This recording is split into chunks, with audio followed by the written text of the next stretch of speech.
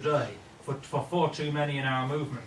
How do we best fight back against that tendency, against that cramping tendency in our movement, that crippling tendency in our movement to put on the blinkers rather than to embrace a broad vision?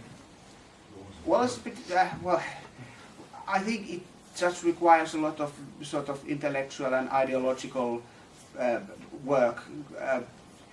I mean, it requires enormous amount of work, but it seems there's like a sort of, this is a process, and I believe that in the end it will bring about a victory to us. But you just can't know how to get from point A to point B. It's sort of, it just unfolds as we go on. All we have to do is do our best, and in the end, the opportunity provides itself. But I mean, I really, it's very difficult to give any like specific instructions or advice what to do. You just do what you can do best, and in the end, all these millions of individuals all over Europe, they will turn this movement into from hated movement into something that will dominate the European culture and Western civilization completely. But it just requires just an enormous amount of work. A lot of mistakes will be made. It's okay. We mustn't be afraid of making mistakes because we learn from them. Yeah, that's basically it. I'm sorry I can't give you any very specific details what should be done. I would say to demonstrate by example, to stop being cringing and apologetic, and to just boldly say what we believe. Down here. Yep. Yes, I'm not sure I agree with part of what you said. Okay. You seem to be saying that it's right to be promiscuous and lack of morals. You see, I don't see why you can't have a decent society and win being a decent society, young people being decent. Why do you have to promote sex everywhere? We've got to show everyone we love them. We've got to be modern. Yeah. What are you looking at today around you? Yeah. You're looking at exactly what you're saying in your speech. Exactly. There's no morals. There's nobody takes any notice of anybody. They're sleeping around. Children are born. There's women running around with loads of children with no man, and we're all keeping them. Well, that's another issue, I know. But, you know, decency does come into it. We want a decent society. It doesn't have to be Victorian. I'm streetwise. I'm certainly not an old fuddy-duddy that shames everything, but I do realise that you've got to have morals in a society. You've got to have decency, otherwise we're breeding another load of people that are no good to anybody. I agree with you completely. I understand how you feel, and this is sort of it's always like we were talking about erotic art or pornography. It's something that is very difficult to draw the line. This is good, this is bad. But we know that kids like sex, and whenever there is a promise of sexual passions, they go there. And I'm afraid that sort of like in North America, you have these, when they like almost like white Iran or white Saudi Arabia, when European people of European descent, they are so totally anti-sex, and it's like it's almost sickening to me, to my mind. So obviously it's very difficult to say that what is good and what is bad. But we just have to accept. Maybe I'm just a decadent Scandinavian. I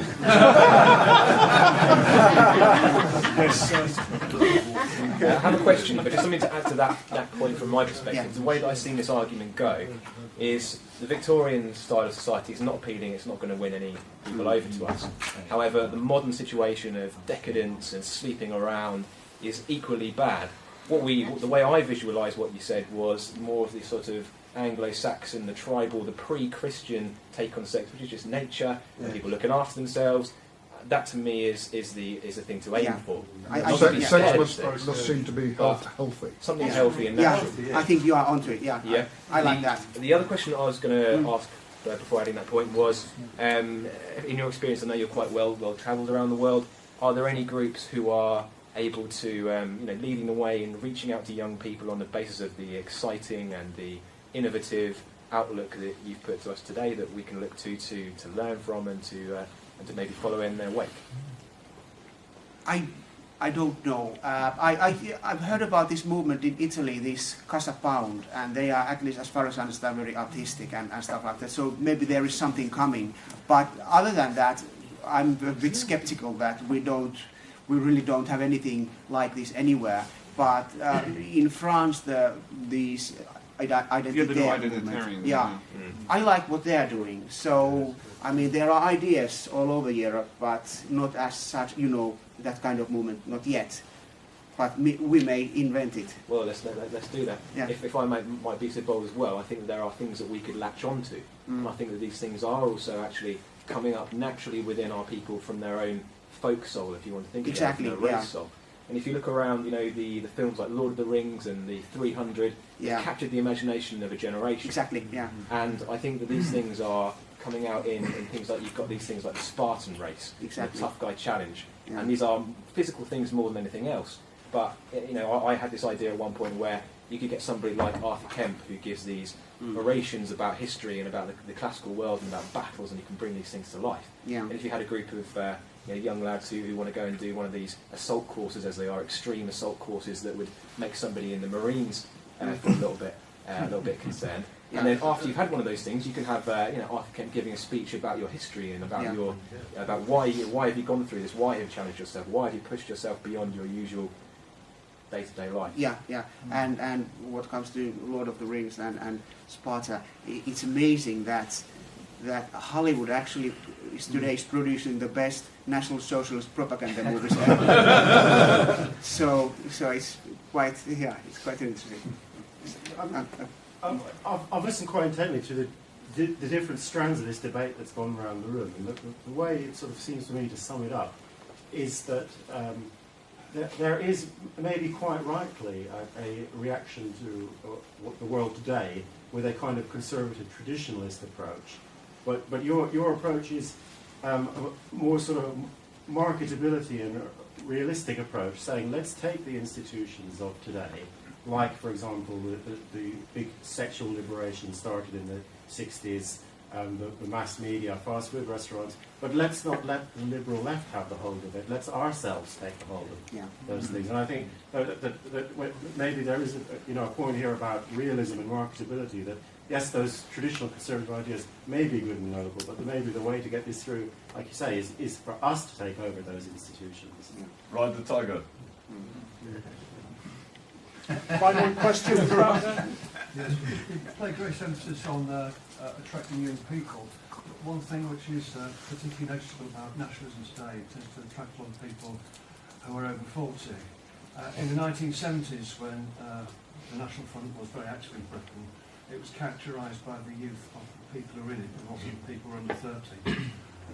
The people who do tend to be active nowadays in nationalism are often supporting groups which are pseudo-nationalistic, like the English Defence League. What do you think is the best way of bringing young people into our movement? What do you think we're doing wrong? Well, I have very little knowledge of what you are doing here, so I really can't say what you are doing wrong or right. I really can't say. I don't know.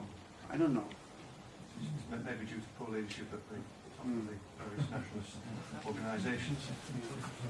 Right, we'll round it up there. Suffice to say, we have won the arguments.